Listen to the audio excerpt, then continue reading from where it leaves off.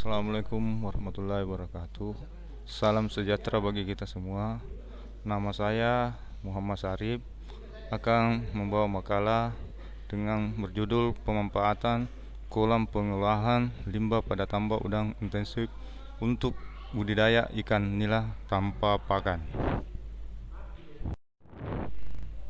Latar belakang: tingginya limbah nutrin tambak udang intensif. Sedikitnya pembudidaya yang memiliki IPAL, harga ikan nila saling, yang cukup tinggi. Rumusan masalah: diperlukan IPAL sederhana yang mudah diaplikasikan.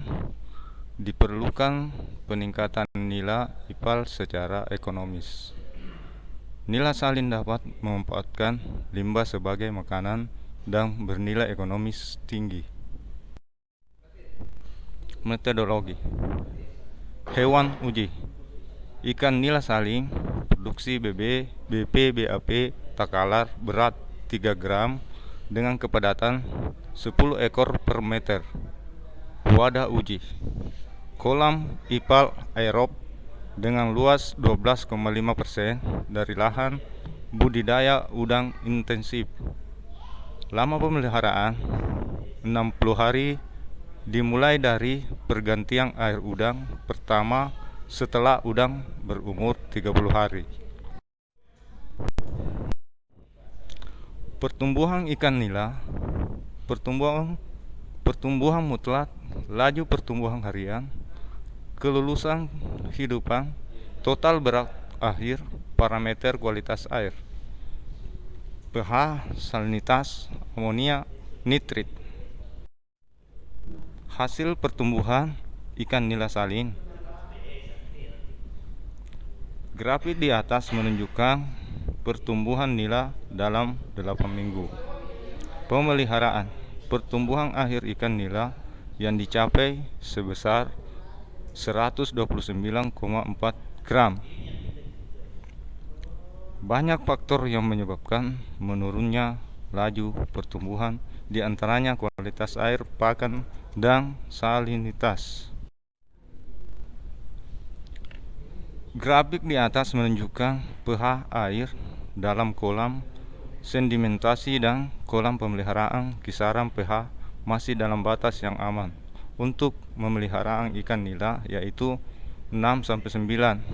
Tingginya pH pada awal pemeliharaan disebabkan plankton yang tinggi karena air di wadah pemeliharaan masih di bawah 80 cm, sehingga plankton akan tinggi.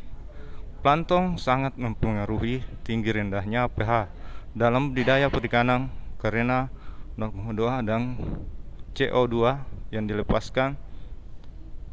Semakin padat plankton dalam media pemeliharaan, maka kisaran pH pagi dan sore akan semakin jauh. Pengolahan air dalam kondisi outdoor adalah perkembangan plankton yang cepat. Pada pengamatan ini, pH diukur di siang hari sehingga pH yang diperoleh cenderung tinggi. Pada pemeliharaan udang sering berjalan, diduga bakteri nitrifikasi akan meningkat dan pH akan semakin menurun. Salinitas dalam pemeliharaan awal adalah 17 dan saat pemeliharaan akhir mencapai 30 ppt. Meningkatnya salinitas berpengaruh terhadap metabolisme ikan dan dapat mempengaruhi nyata terhadap pertumbuhan ikan. Hal ini ditandai dengan menurunnya laju pertumbuhan ikan pada saat akhir pemeliharaan. Setelah salinitas mendekati 30 ppt, laju pertumbuhan secara signifikan menurun. Grafik di atas menunjukkan konsentrasi nitrit pada media pemeliharaan dan bak sedimentasi.